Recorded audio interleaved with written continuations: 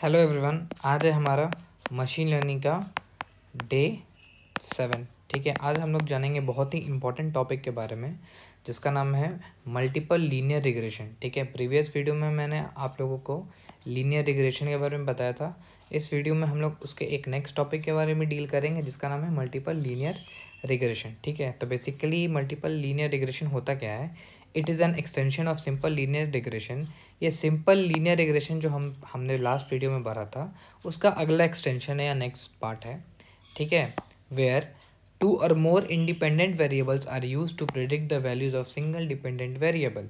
जहाँ पे हमारा एक से ज़्यादा मतलब दो या फिर उससे ज़्यादा इंडिपेंडेंट वेरिएबल्स का हमारा यूज़ होता है हमारे सिंगल डिपेंडेंट वेरिएबल जो होगा उसको प्रिडिक्ट करने में। अरे भाई ये क्या है? तो सिंपल सी बात ये है, लीनियर रिग्रेशन हमने जाना था कि एक डिपेंडेंट वेरिएबल होता है और एक इंडिपेंडेंट वेरिएबल होता है। यहाँ पे यही हमें हमारा इक्वेशन था y is equals to a0 plus a1x। ठीक है, यहाँ पे हमारा एक इंडिपेंडेंट वेरिएबल क्या हुआ? इंडिपेंडेंट वेरिएबल हुआ हमारा x जो किसी पे डिपेंड नहीं कर रहा है। लेकिन हमारा डिपेंडेंट वेरिएबल क्या हुआ हमारे पास? वो हुआ y। जो y है वो हमेशा x पे डिपेंड करेगा। तो यहाँ पे एक डिपेंडेंट वेरिएबल है और एक इंडिपेंडेंट वेरिएबल है, इसको हम लोग बोलते थे लीनियर रिग्रेशन। अब लेकिन मल्टीपल रिग्रेशन में आ गए हैं तो डिपेंडेंट वेरिएबल तो एक ही है, वो है y, लेकिन बहुत सारे इंडिपेंडेंट वेरिएबल हैं जैसे कि x1 है, x2 है, xn है और वैसे वैसे वैसे है। ठीक है, तो y हमारा क्या हुआ भाई? डिपेंडेंट वेरिएबल हुआ। सही बात है, यहाँ पे लगता है स्पेलिंग गलती हो गई है डिपेंडेंट की, बट ठीक है, तो माइनर मिस्टेक है। तो y हमारा क्या है भाई? डिपेंडेंट वेरिएबल है। ठीक है, किस किस पे डिपेंड करता है? x1 पे डिपेंड करता है, x2 पे डिपेंड करता है और भी जितने x वेरिएबल्स होंगे उस पर डिपेंड करेगा। अब आप बोलेगा कि भाई a1 a2 भी तो एक तरह का वेरिएबल लग रहा है। वेरिएबल नहीं है, ये एक कांस्टेंट है जो हमारा इस फॉर्म में लिखा हुआ है। ठीक है, और x1 x2 क्या हो गया? हमारा इंडिपेंडेंट वेरिएबल हो गया। सही बात है भाई, x1 x2 जो है ये किसी पे डिपेंड थोड़ी करता, या और भी अगर x होते मल्टीपल फैक्टर्स होते तो किसी पे डिपेंड नहीं करता, वो x का जो वैल्यू रहेगा वो वैल्यू रहेगा। और ई बेसिकली एप्सिलॉन बेसिकली हमारा एक तरह का एरर होता है जो हम अपने मॉडल को लर्न करते हैं। तो मैंने प्रीवियसली बताया था कि मॉडल हमारा लर्न होता है तो उसमें जो भी हमारा एरर्स आता है उसको हम लोग दूर करके अपने मॉडल को और एक्यूरेट बनाने का ट्राई करते हैं। ठीक है, तो सिंपल सा मोटा मोटी बात यह है, लीनियर रिग्रेशन में एक डिपेंडेंट वेरिएबल होता है और एक इंडिपेंडेंट वेरिएबल होता है। मल्टीपल में यही डिपेंडेंट वेरिएबल तो एक ही होना और मल्टीपल इंडिपेंडेंट वेरिएबल तो बहुत सारे होने। ठीक है, अब क्या होता है? Relationship between dependent and independent variable are linear. सही बात है भाई, अगर मल्टीपल लीनियर रिग्रेशन है तो ऑब्वियसली है कि लीनियर आ गया तो जितना भी डिपेंडेंसी होगा डिपेंडेंट और इंडिपेंडेंट के बीच में वो हमेशा एक स्ट्रेट लाइन के फॉर्म में ही डिनोट किया जाए। नो मल्टी कोलिनियरिटी, इसका मतलब कि predictor should not be highly correlated. मतलब जो भी रीजंस की वजह से या जो भी फैक्टर्स की वजह से हम लोग हमारा आउटपुट को प्रिडिक्ट करते हैं वो एक दूसरे पे कुछ ज़्यादा ही रिलेटेड नहीं होगा। ठीक है, होमोस्केडासिटी, इसका मतलब कि कांस्टेंट वेरिएंस ऑफ एरर्स, मतलब हल्का हल्का चेंजेस ऑफ एरर्स आएगा हमारे आउटपुट्स में। ठीक है, इसके बहुत सारे इवैल्यूएशन मैट्रिक्स होते हैं। मीन स्क्वायर एरर होता है, रूट मीन स्क्वायर एरर होता है, एब्सोल्यूट मीन स्क्वायर एरर होता है, एक आर स्क्वायर होता है। तो ये सब आप लोग प्रीवियस वीडियो में हम लोग थोड़ा बहुत इसके बारे में बस डील कर रखे हैं, आप चाहें तो वो प्रीवियस वीडियो देख सकते हैं। ठीक है, अब यूज़ केसेस के बारे में बात करते हैं। तो predicting sales based on price, address, season etcetera. मतलब कि भाई जो हम सेल्स को प्रिडिक्ट करने वाले हैं बेस्ड ऑन व्हाट, उस जो भी उस ऑब्जेक्ट होगा उसके प्राइस के अनुसार, जो एड्रेस होगा मतलब कि कहाँ पे वो सेल किया जा रहा है, क्या कौन सा सीज़न है। अगर गर्मी का सीज़न है तो गर्मी के कपड़े ज़्यादा बिकेंगे, जाड़ा का सीज़न है तो जाड़े के कपड़े ज़्यादा बिकेंगे। तो बेसिकली ये मल्टीपल, एक मेरा इंडिपेंडेंट वेरिएबल क्या क्या हो गया? प्राइस हो गया, एड्रेस हो गया, सीज़न हो गया, एक्सेट्रा हो गया। डिपेंडेंट वेरिएबल क्या हो गया भाई? सेल हो गया। सेल जो है इन सब फैक्टर्स पे डिपेंड करता है। Similarly health prediction using age, BMI, body pressure, blood pressure etcetera. तो ऑब्वियसली बात है, ये भी बहुत आसान सी चीज़ है, इतना कुछ डीप डाइव हमें इसमें नहीं करना है। ठीक है, हमारा मेन फोकस होना चाहिए इसके न्यूमेरिकल्स पे कि न्यूमेरिकल्स हम कैसे सॉल्व करते हैं। तो मान लीजिए ऐसा मेरे पास एक डेटा सेट है जिसमें साइज दिया हुआ है घर का, ठीक है, रूम्स दिए हुए कितने कमरे हैं उसमें, और प्राइस दिया हुआ है कि उसके कितने प्राइस होंगे। ठीक है, हमको पता है कि y का हमारा इक्वेशन ये होता है a0 plus a1x1 plus a2x2 dot dot dot an(xn) ये हमारा होता है। ठीक है, अब यहाँ पे एक फॉर्मूला जो है इसको याद करना होगा हमें प्रॉब्लम सॉल्व करने के लिए। मल्टीपल लीनियर रिग्रेशन का जैसे ही न्यूमेरिकल आ गया तो इस फॉर्मूला को हमको याद करना होगा। ठीक है, जो कि है A cap is equals to X transpose. इसका मतलब यहाँ पे मैट्रिक्स का इस्तेमाल हम लोग करने जा रहे हैं। तो एक्स ट्रांसपोज इंटू एक्स का whole inverse into X transpose into Y. अब हम लोग जानेंगे कि ये सब चीज़ें कैसे हम लोग फाइंड करते हैं।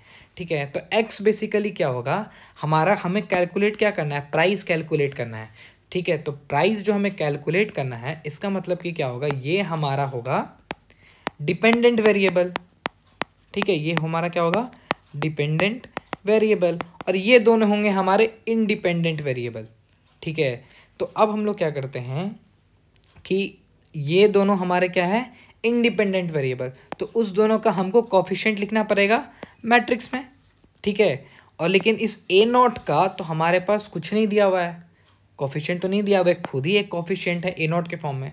तो बस फर्स्ट वाले में हम लोग 1 पुट कर देते हैं, और बाकी दो वैल्यू जो है इसको दो वैल्यू से लिख देते हैं। अगर यहाँ पे और मल्टीपल वैल्यूज रहते हैं तो और हमारा मैट्रिक्स भरा होते चल जाता। ठीक है, अब y की बात करते हैं तो y तो हमारा ऑब्वियसली जो सेल्स है, जो प्राइस है, उसी के बारे में लिखेंगे, दैट इज 6, 8, 11 एंड 14। 6, 8, 11 एंड 14। तो ये 1 कैसे आया, 1 आया इसके वजह से क्योंकि इसके पास कोई कोफिशिएंट नहीं है, खुद ही कोफिशिएंट है, तो उसके वजह से सारा 1 लिखा गया हमारा।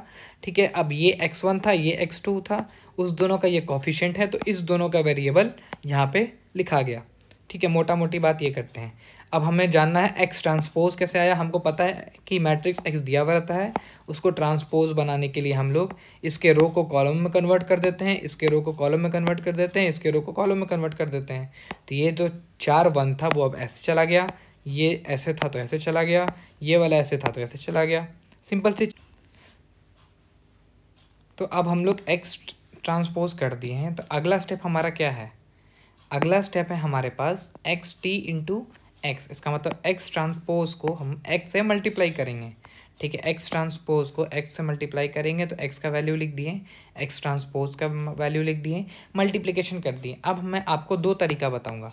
सबसे पहला तरीका होगा मैनुअल वे, जो हम लोग जैसे 11th 12th में सीखते आए हैं, और दूसरा होगा कैलकुलेटर की मदद से। ठीक है, तो अब मोस्टली एग्जाम में आई थिंक कैलकुलेटर अलाउ कर देते हैं, तो आप लोग कैलकुलेटर का ही इस्तेमाल करिएगा, बट लेस इन केस अगर आपको कैलकुलेटर यूज़ नहीं दे रहा है एग्जाम में तो आप मैनुअल तरीका भी आप जान सकते हैं। ठीक है, तो अब हम लोग मल्टीप्लाई कैसे करते हैं, जैसे 1 इंटू 1 1 इंटू 1 1 इंटू 1, तो मतलब कि 1 into 1 plus 1 into 1 plus 1 into 1, तीनों को प्लस कर देंगे तो 1 प्लस 1 प्लस 1 आएगा, तो ये आ जाएगा हमारा 3। तो वैल्यू यहाँ पे हमारा क्या हो गया, 1 पुट हो गया। अब फिर से 1 इंटू 1 1 इंटू 2 1 इंटू 1, इसका मतलब कि 1 into 1 plus 1 into 2 plus 1 into 1 is equals to 1 plus 2 plus 1 that is equals to 4। तो यहाँ वैल्यू 4 पुट हो गया। सिमिलरली इसको उठाएंगे, इसको मल्टीप्लाई करेंगे। ठीक है, इसको उठाएंगे, इसको मल्टीप्लाई करेंगे, तो यहाँ वैल्यू पुट हो जाएगा। फिर हम लोग इसको उठाएंगे, इसको मल्टीप्लाई करेंगे, यहाँ वैल्यू पुट हो जाएगा। ऐसे ऐसे करते करते हम लोग ये काम कर देंगे। अब हम लोग जानते हैं साइंटिफिक कैलकुलेटर के थ्रू हम लोग काम कैसे करते हैं। तो अब हमारा अगला स्टेप है क्या कि एक्स टी इंटू एक्स हो गया, अब इसका इन्वर्स निकालना है। तो भाई देखो, इन्वर्स निकालने का जो तरीका है ना काफ़ी लंबा है। ठीक है, तो मैंने इसको कैलकुलेटर की मदद से ही किया है, जो आपको मैं अभी फिर दिखा दे रहा हूँ कैलकुलेटर की मदद से कैसे सॉल्व करते हैं। ठीक है, आप कैलकुलेटर से सॉल्व करके हमारा ये आंसर आ गया, जो मैंने सिंप्लीफाइड वे में आपको लिख दिया है। ठीक है, तो हमारा कितना स्टेप हो गया, x T into x inverse हो गया। अब फिर उसको एक्स ट्रांसपोज से मल्टीप्लाई करना है, तो यहाँ तक हो गया, एक्स ट्रांसपोज से मल्टीप्लाई करना है, तो मैंने इसका वैल्यू जो था यहाँ लिख दिया, एक्स ट्रांसपोज का वैल्यू लिख दिया। फिर से मल्टीप्लाई कर लेंगे जैसे मैंने आपको बताया है। मल्टीप्लाई करने के बाद हमारे पास ये सॉल्यूशन आएगा, और फिर लास्ट में क्या करना है, हमें वाई से मल्टीप्लाई कर देना है। ठीक है, वाई से मल्टीप्लाई कर देना है, तो लास्ट में हम लोग वाई से मल्टीप्लाई कर देंगे इसको। ठीक है, और मल्टीप्लाई करने के बाद हमारे पास आंसर आएगा 3 2 1। तो 3 2 1 क्या है, बेसिकली कोफिशिएंट्स है। ठीक है, क्या है, कोफिशिएंट्स है। जैसे कि हमारा जो फॉर्मूला होता था y is equals to a0 plus a1x plus a2x जो था, तो a0 का कोफिशिएंट हमको पता है कि सिर्फ 1 है। ठीक है, और x1 और ये x2 जो है ये दोनों इंडिपेंडेंट वेरिएबल हैं। तो ये जो वैल्यू है ना ये इसके कोफिशिएंट्स हैं, ठीक है। तो a0 का क्या कोफिशिएंट है 3 है, a1 का क्या कोफिशिएंट है 2 है और a2 का क्या है 1 है। तो बेसिकली हम लोग फॉर्मूला में पुट कर देंगे, ये हमारा y का मल्टीपल लीनियर रिग्रेशन का इक्वेशन आ जाएगा। अब मान लीजिए हमारे पास एक, लेट्स सपोज ये मैंने अपने साइड ऑन किया है कि मान लीजिए हमारे पास एक अनसीन डेटा आता है जहाँ पे साइज़ हमारा क्या है 5 है और रूम का साइज़ कितना है 5 है, ठीक है। तो वैल्यू में पुट करेंगे, एक x के वैल्यू में x1 के वैल्यू में, एक दूसरा x2 के वैल्यू में पुट करेंगे। तो उसका प्राइस हम लोग क्या प्रेडिक्ट किए कि उसका प्राइस कितना होगा 18 होगा। तो मल्टीपल लीनियर रिग्रेशन के थ्रू हम लोग मल्टीपल इंडिपेंडेंट वेरिएबल्स के थ्रू एक डिपेंडेंट वेरिएबल को प्रिडिक्ट करते हैं, तो उसी को हम लोग बोलते हैं मल्टीपल लीनियर रिग्रेशन। इसका ज़्यादातर इंपॉर्टेंट क्या होता है न्यूमेरिकल होता है, और मैं आई थिंक आने वाले वीडियो में 2 और न्यूमेरिकल को टच करूंगा, ठीक है। उसके बाद नेक्स्ट टॉपिक पे और जंप करेंगे, एज वेल एज इसका हम लोग प्रैक्टिकल यूज़ देखेंगे कि इसका कोड वगैरह लैब वगैरह हम लोग कैसे हैंडल करते हैं। सो आज के लिए बस इतना ही, थैंक यू।